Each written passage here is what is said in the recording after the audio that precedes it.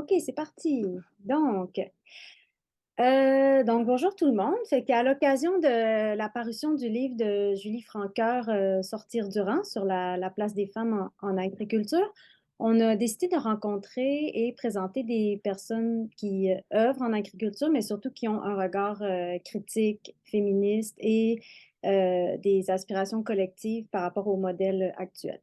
Donc, ça va être sous la forme de capsules. Dans le fond, on va essayer de faire œuvre utile et donc d'honorer, dans le fond, les objectifs du livre de Julie, qui est de diffuser un discours politique sur l'agriculture, de soutenir des initiatives qui promeuvent des pratiques d'organisation durable et puis, conséquemment, d'amener plus de gens à s'intéresser à la production alimentaire et même à élever l'alimentation au rang des infrastructures à soutenir, comme le sont déjà la santé et l'éducation. Fait que la capsule d'aujourd'hui, c'est une petite entrevue avec Stéphanie Wang.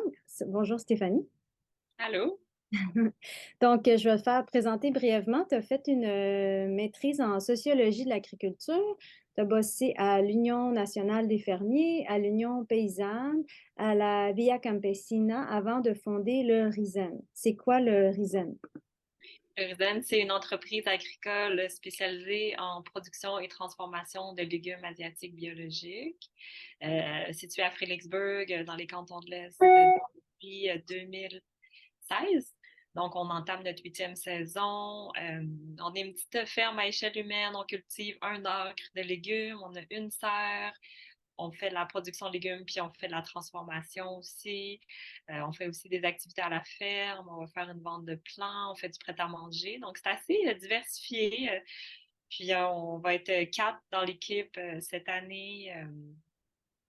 Ouais. C'est cool.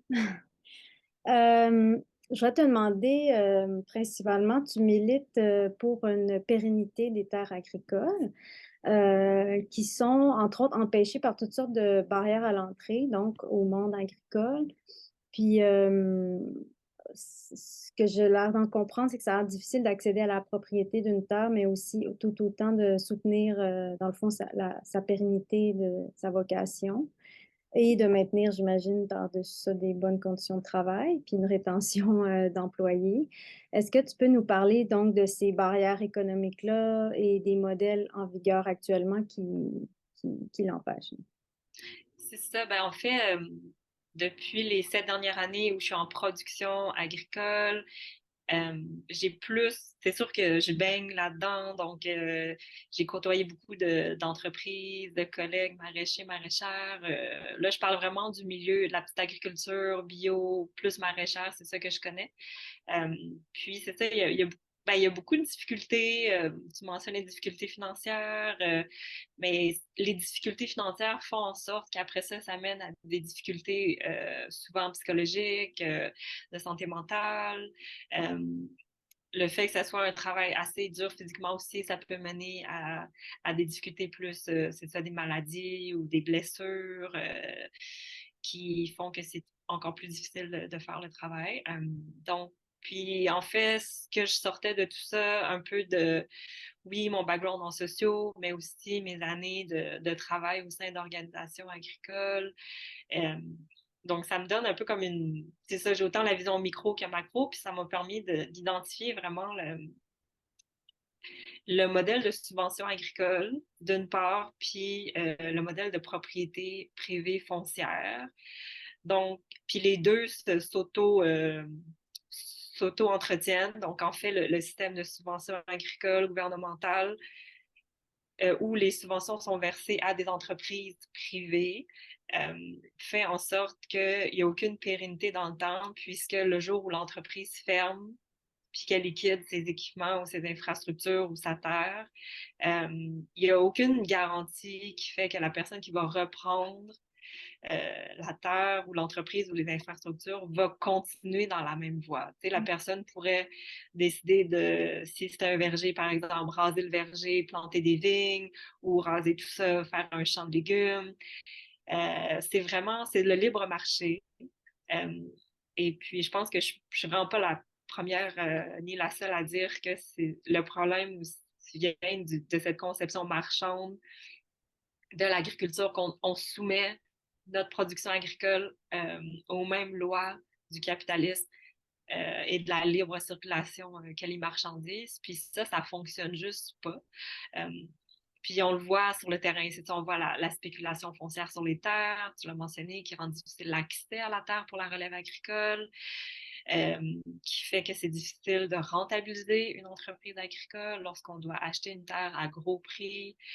Puis au final, les agriculteurs, la seule façon qu'ils peuvent prendre une retraite, c'est vendre la terre. Puis quand elle se vend comme ça à gros prix, ben le plus souvent, ça va aller dans des mains de personnes qui vivent pas nécessairement de la terre. Donc, au final, c'est que notre terre n'est pas utilisée à des fins agricoles, à des fins nourricières pour nourrir les communautés.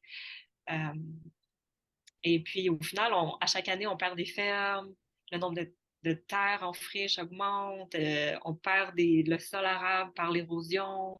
Donc, il y a plein de problèmes qui sont très d'actualité dans un contexte de changement climatique, de crise à venir, de pénurie de ressources. Il faut vraiment être plus intelligent sur la façon dont on utilise nos ressources, puis c'est ça, le texte que j'écris pour des fermes pérennes parle de ça. Puis je pense que sa force, c'est que oui, ça pointe à des problèmes spécifiques, mais oui, ça pointe aussi à des solutions. Puis les solutions, c'est euh, des fermes pérennes. Il y aurait plusieurs modèles juridiques possibles. Celui dont je parle le plus dans mon texte, c'est de mettre la terre en fiducie, donc d'acheter la terre aux propriétaires, la mettre en fiducie, c'est-à-dire lui donner une vocation à perpétuité inscrite juridiquement, par exemple une pratique agroécologique ou une agriculture biologique ou écologique, ce qu'on veut. Puis ensuite, une fois que le fond de terre est protégé, sur la terre, il peut y avoir des entreprises en mode coopérative qui exploitent la terre, qui construisent des infrastructures.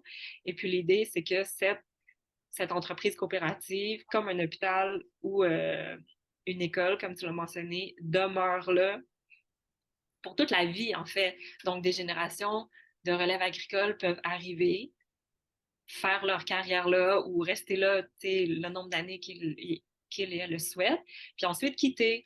Et puis là, toutes les infrastructures, tracteurs, machinerie, chambres froides, stations de lavage, puis surtout, tu sais, tout le drainage, le travail de sol, donc tout ça fait juste s'améliorer de génération en génération plutôt que ce qu'on voit en ce moment, c'est qu'à chaque génération, on doit refaire la boucle. Parce qu'au final, il y a très peu de transferts d'entreprises qui se font, même si c'est une possibilité. Euh, ouais, c'est un peu ça l'idée du texte. Oui, ben c'est ça, j'allais te demander de finir avec tes recommandations politiques puis nous parler de la lettre, mais peut-être pour les gens qui ne savent pas, c'est ça, il y a eu une lettre d'opinion dans le Devoir qui est tirée dans le fond d'une pétition que tu fais signer, qui est sur ton site, dont on va mettre le lien donc, dans la publication. Puis tu peux peut-être juste nous dire d'où est partie l'initiative d'écrire cette lettre-là, puis dans sa forme aussi, parce que c'est un pamphlet politique, mais qui est quand même un peu créatif dans sa forme. Ouais, c'est ça, avec une inspiration poétique. C'est venu du visionnement du documentaire Je me soulève d'Hugo Latulippe, qui est un documentaire fait sur une pièce de théâtre que les sœurs Côté ont monté. Et puis, ça m'a vraiment inspirée au niveau de l'énergie, au niveau du ton. Je pense que les enjeux agricoles, c'est pas des enjeux nouveaux, tu sais, on en parle depuis très longtemps, mais je pense que qu'est-ce qui a donné un peu l'élan à ce texte-là, c'est sa forme plus, ouais, inspirée de la poésie, où ça vient vraiment chercher les gens, parce que oui, c'est la terre, c'est la nourriture, il faut que ça vienne des tripes, puis c'est ça, je pense, qui peut nous amener à tu sais, avoir l'élan de faire des changements pour autre chose, puis c'est ça, là, je vais sortir aussi bientôt un nouvel article qui parle un peu plus du cadre légal agricole québécois, qui est en fait mon sujet de maîtrise. Donc, qui reprend un peu les idées. Puis dans le texte, je parle du monopole syndical de l'UPA. Je crois que c'est un sujet qu'on doit remettre sur la table. Je crois que c'est un enjeu beaucoup plus important qu'on ne pourrait le croire. Donc, je vous invite à regarder pour le prochain texte, que j'espère que Le Devoir va publier aussi, mais qui sera définitivement sur mon site. Et puis, des fermes pérennes, vous pouvez aussi signer. Il y a déjà plus de 200 signatures. Euh, Puis on va organiser un événement aussi sur des fermes pérennes plus tard en 2024. Donc, ouais, ça poursuit, puis c'est vraiment une synergie. Il y a déjà plein d'organisations puis d'individus qui travaillent, comme notamment Protecteur, qui travaillent vraiment beaucoup pour la création de fiducies agricoles au Québec. Donc, c'est pour leur donner plus de place, de visibilité, puis montrer que c'est vraiment une avenue viable. Mm, mm, mm. D'un point de vue social et environnemental aussi, j'imagine. Ouais. Merci Stéphanie. Donc, oui, j'invite tout le monde à prendre connaissance de la lettre puis à s'engager dans les débats de l'agriculture, même si on ne fait pas partie de ce monde du travail, on en consomme forcément. Donc, merci beaucoup.